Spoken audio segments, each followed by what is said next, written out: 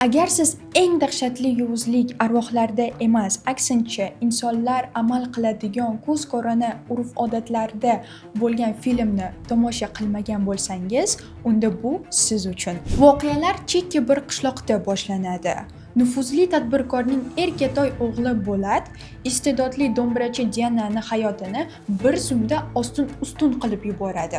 Lekin adolat izlashni o'rniga ikkala oila shu qizni o'z zo'ravoniga majburlab turmushga berib yuboradi va hammasiga dastur urf-odatini bahona qilib qo'yishadi. Shundan so'ng uydagi holat butunlay o'zgarib ketadi. Yangi kelin bilan birga go'yoki sirli va dahshatli kuch kirib keladi.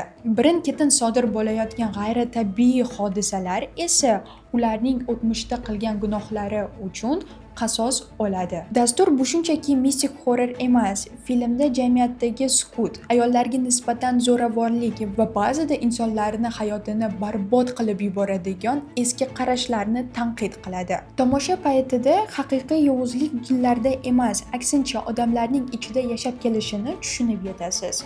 Va film boshidan oxirigacha sizni tarang ushlab turib va film sizni oxirida bitta savol bilan qoldiradi. Nima deb o'ylaysiz? Urf-odatlarni saqlab qolish kerakmi yoki qonunni? Bu savollarga javobni Allplay platformasida dastur filmini tomosha qilib kommentariyada yozib qoldiring.